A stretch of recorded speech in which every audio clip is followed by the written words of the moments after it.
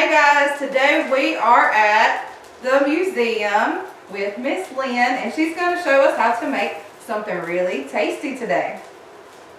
We are in the kitchen of the Jennings-Brown House, which is our historic house museum. The Jennings-Brown House was built around 1826. The kitchen is separate, which is the way they would have done it back then, because they didn't want, if there was a fire in the kitchen, they didn't want it to spread to the rest of the house. And also, it would get pretty hot in the kitchen when they were cooking, and it would keep the rest of the house cool. So that's why it's a separate building from the rest of the house. What we're making today is Colonial Squash and Apples. Yeah. Now, this was a very common dish back in the colonial period in America. It just uses a few very simple ingredients, which makes sense because they wouldn't have had access to a lot of ingredients back then, you know, just what they had, what they could grow themselves, basically. So that's what we're going to make. We're going to start out with a butternut squash. This is a butternut squash, guys. And we're going to cut that up. We actually have cut that up into little pieces. I think Miss Nicole's got a little bit more left to do there. Yeah, just a little bit, not much. We're cutting up a butternut squash, and we're also cutting up some gala apples. It calls for 1 squash and 4 apples. And we're just cutting them up bite size, right? Yeah, I'm trying to cut them kind of the same size as each other so they'll cook the same. Okay.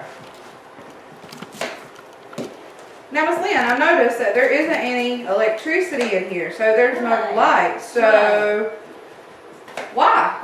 Well, because back in 1826, for a long time after that, there was not electricity.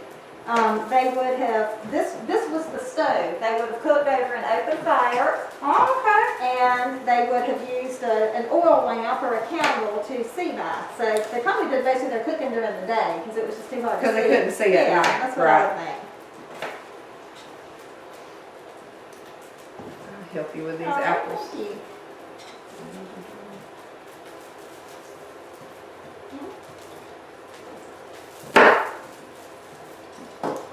All right. Okay. So we've got all that cut up. What's next, Miss Lynn? We are going to melt 2 tablespoons of butter in a skillet. Okay. I'm going to use this knife to get it out. Well, there we go. Okay, that's good enough. Now, I was doing some research on this, but getting ready for today, and I found out that squash was a staple of the Native American diet, that squash along with corn and beans were called the 3 sisters in a lot of Native American cultures because they just went together really well, and they were nutritionally they went together, and also they were good to grow together for various reasons. So they are called the 3 sisters. And now we're just going to add this to the skillet.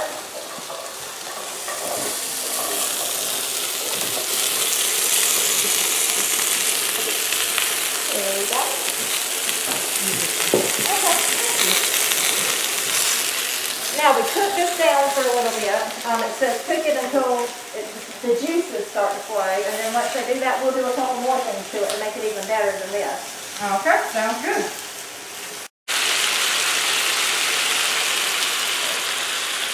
So we have our butternut squash and our apples cooking in a little bit of butter. And it smells so good, It too. really does, doesn't it?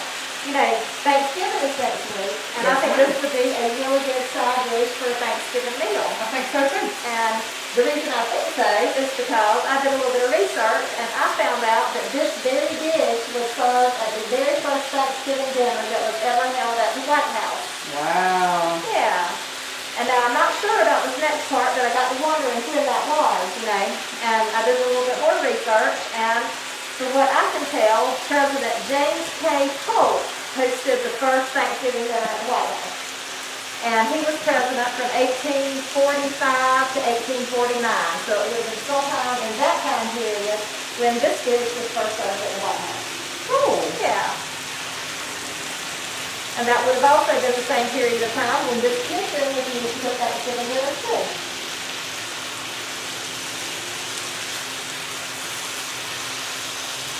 Well, I think this is about ready for us to add the brown sugar. What do you think? All right, and we've got 1/2 cup of brown sugar. Yeah. Now it's gonna get really good.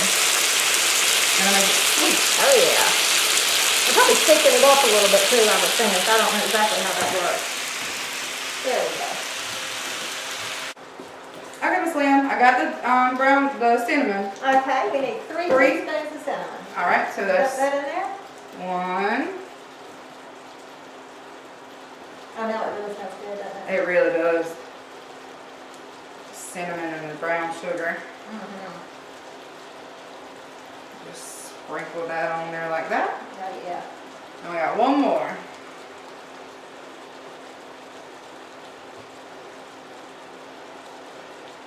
All right. Okay, now we'll just give that another stir and let it cook for a little bit longer. It smells so good. It really does. All right, guys, we have been letting this cook for 25 minutes now, and that is the end result. But we have 1 more tasty treat. Miss Lynn, can you tell them what that is? It is pecans. Now it says we're supposed to sprinkle those over the top, so we'll just do that.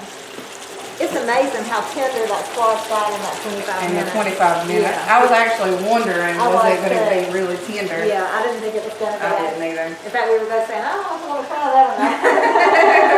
But it actually looks good. Now I can't wait to dig in. I know.